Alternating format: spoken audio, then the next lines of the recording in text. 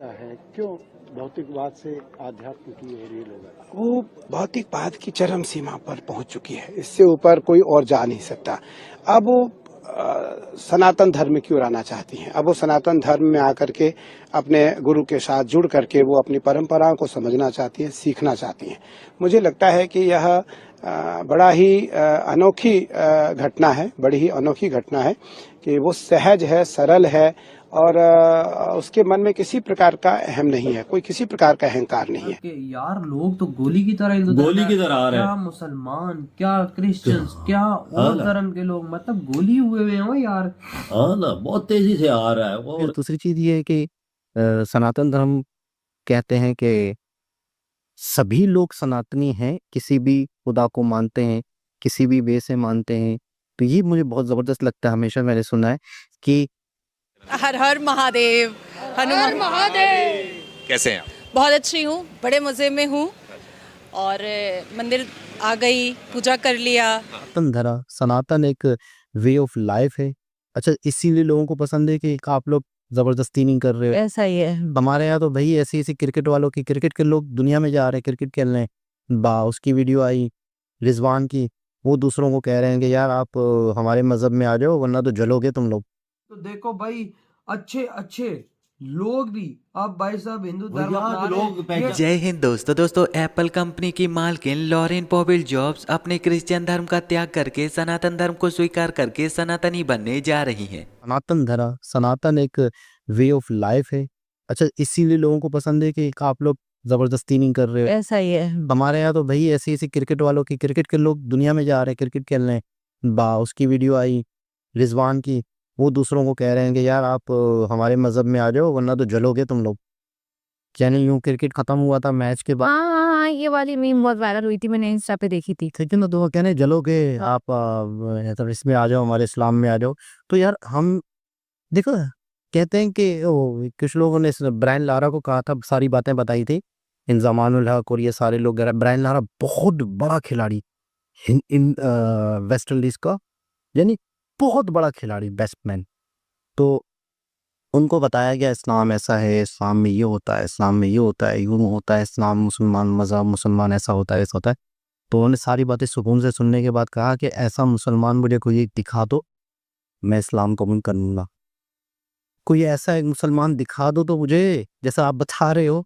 तो यानी हम हैं क्या, हम क्या प्रचार कर रहे हैं, हम क्या लोगों को दे रहे हैं, मतलब हम आपस में ही नफरतें कर रहे हैं, हम दुनिया को क्या देखिए, आप इतने अच्छे हो जाओ कि लोग आपके पास आए। ऐसा ही है, बिल्कुल। देखिए, आप इतना खूबसूरत प्रैक्टिकल अपनी आप जिंदगी, किसी को खींच के ना लेकर आओ अपनी तरफ, किसी को फोर्स ना करो, मतलब कोई आपकी तरफ आए, मतलब हाँ, आपके अमल से आप इतना कामयाब बनो या आप जो भी करना है लाइफ में करो कि लोग अब दरअसल हाल ही में सूत्रों के अनुसार कुछ न्यूज निकल कर आई जिनके द्वारा हमें यह पता चला कि प्रयागराज महाकुंभ में आई हुई एप्पल कंपनी की मालकिन लॉरेन पॉवेल जॉब्स अपने गुरु श्री कैलाशानंद जी से सनातन धर्म को स्वीकार करने के बारे में वार्तालाप कर रही हैं। सूत्रों के अनुसार बताया गया है कि क्योंकि कैलाशानंद जी ने एप्पल कंपनी की मालकिन लॉरेन पॉवेल जॉब्स को अपना गोत्र और अपनी दीक्षा दी हुई है, साथ ही साथ उनका सनातनी नाम कमला भी रखा हुआ है, तो इसीलिए लॉरेन पॉवेल जॉब्स यानी कि स्टीव जॉब्स की पत्नी और एप्पल कंपनी की मालकिन अपनी स्वेच्छा से क्रिश्चियन धर्म का त्याग करके सनातन धर्म को स्वीकार करने के बारे में वार्तालाप कर रही हैं। हम आपको बता दें कि बस 2011 में स्टीव जॉब्स के जाने के बाद लॉरेन अब पूरी तरह से अकेली हो चुकी हैं। उनके बच्चे भी अपने अपने कार्य में व्यस्त हैं, तो इसलिए वह मानती हैं कि उन्हें सनातन धर्म में बहुत ही ज्यादा रुचि है, वह सनातन धर्म को बहुत ही ज्यादा पसंद करती हैं और इसीलिए वह अपना बाकी का जीवन एक सनातनी महिला बनकर सनातन धर्म के साथ गुजारना चाहती हैं। हालांकि इस वार्तालाप के अलावा अभी इस विषय पर कोई और खास वार्तालाप सामने निकल कर नहीं आई है। जैसे ही कोई और वार्तालाप होती है तो हम आपको दूसरी वीडियो में अपडेट जरूर करेंगे। रामायण है,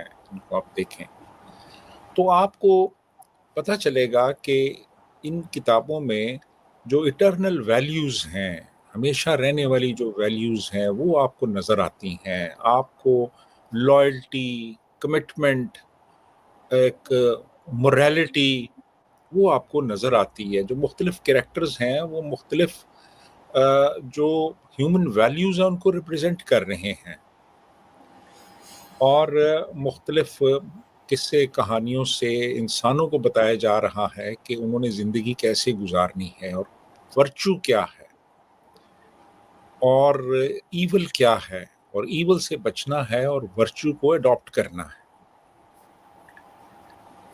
यानी आप समझ लें कि ये जो इंसानी ह्यूमन विजडम की जो महराज है ना, वो आपको यहाँ पे नज़र आएगी इन किताबों में। मुख्तलिफ जो कैरेक्टर्स हैं जो रिप्रेजेंट करते हैं गुडनेस को, वर्चू को, लॉयल्टी को, कमिटमेंट को और सिंप्लिसिटी को, ये आपको वहाँ पे नज़र आते हैं। और ये रोल मॉडल्स हैं, एक्चुअली ये रोल मॉडल्स हैं, यानी वो कैरेक्टर्स जो कि जो रिप्रेजेंट कर रहे हैं उस पूरी उस कहानी में, उस नैरेटिव में, आपने उनको एम्यूलेट करना है। तो ये मैं समझता हूँ कि ये चीज़ें दुनिया को पता चलनी चाहिए।